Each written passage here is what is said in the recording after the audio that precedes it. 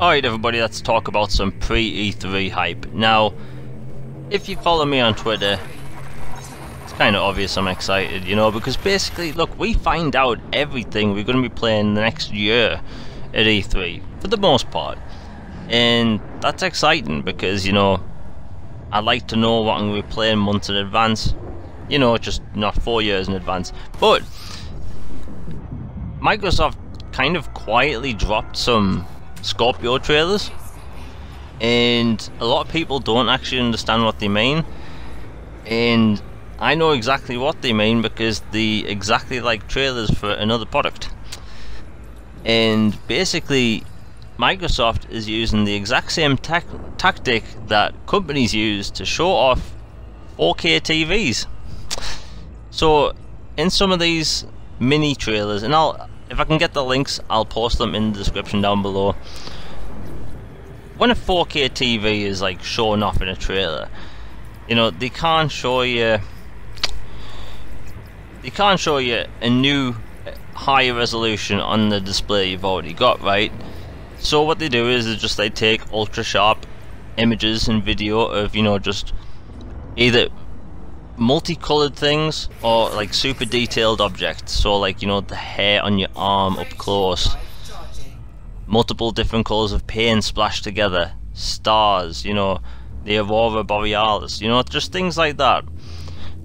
And they try and get this thing put across to you that, you know, you're seeing these like small things in detail, and also these, you know, wide color spectrum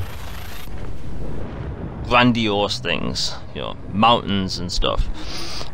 They show you this to try and get you hyped for 4K. And I think Sony's latest Bravia TV, you know, it's people standing on the moon looking at Earth. It's really well done, put together advert, and that's just how you sell 4K in those types of, you know, commercials, adverts, whatever you want to call them. That's what Microsoft's doing. They are doing the exact same thing for Scorpio, and they should do it. Like, really think about it.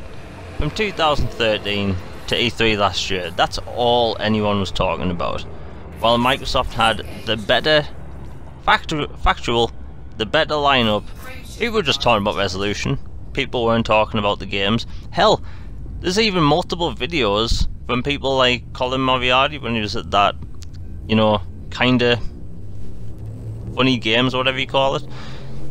There's multiple videos of him ranting about Sony not releasing games. Like, this stuff exists on the internet, just people tend to forget about it. And, you know, Microsoft are finally going to put out a beast of a system, and people all of a sudden are mentioning games. We need games.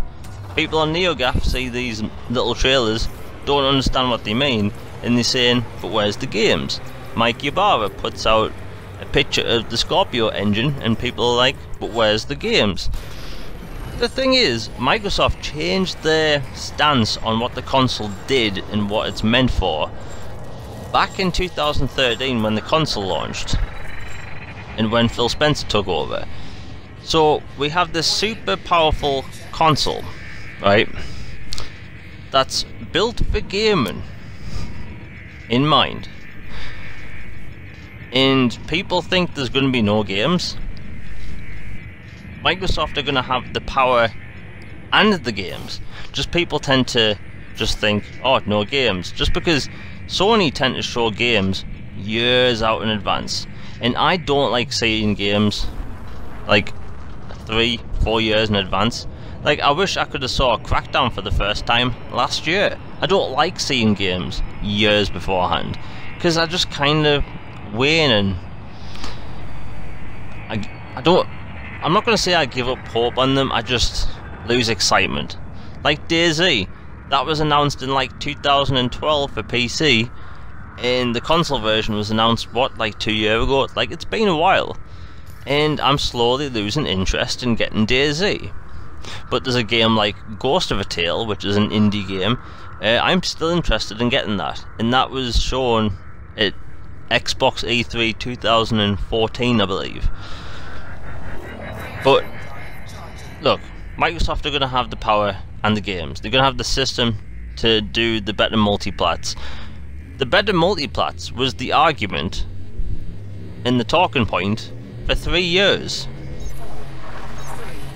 2013 launch, Microsoft had the better lineup, and people were talking about better multiplats. 2014, Microsoft had the better lineup, and people talked about better multiplats. 2015 came, Microsoft had yet again the better lineup of games, and people just talked about multiplats and resolution. But the funny thing is that last E3 is when all of that ended. Literally, like, it was like the day after E3, Digital Foundry said, we're gonna talk about games more than the resolution now. Like, and people just couldn't put that together. Like, what a weird coincidence. The thing is, I don't care about power. I never have. I never will. I just like the idea that there's people out there that care enough that they actually get upset by the fact that Microsoft are going to have the most powerful system. It's just funny. But anyway, let's get back to what I was talking about. Microsoft putting out these small trailers basically showing that, yeah, this game's going to do 4K. I should say this console. And they are confident at every opportunity possible for every game. Microsoft say true 4K. They say true 4K, true native 4K, and people just need to realise it will do 4K. Digital Foundry says it will do 4K. Microsoft says it will do 4K. Developers say it will do 4K. And we're only 5 days away. And speaking of being 5 days away, there's recently been a leak. And I'm going to talk about it in tomorrow's video, because I want that video, you know, it's optional content. If you don't want to hear any of the possible leaks, just skip it. But I'm going to talk about each game individually tomorrow and why I think some are real and some are fake. But I'm going to try and have more videos up before E3 and after, and even during. And if you want me to do a live show, like a live reaction show, let me know on Twitter. If enough people want me to do it, I'll do it, you know, because I'm going to be watching it. I may as well stream it if I can. Anyway, if you enjoyed the video, please hit like, subscribe, hit that bell for notifications. I'm out. 5 days away, people. E3. Have a good one.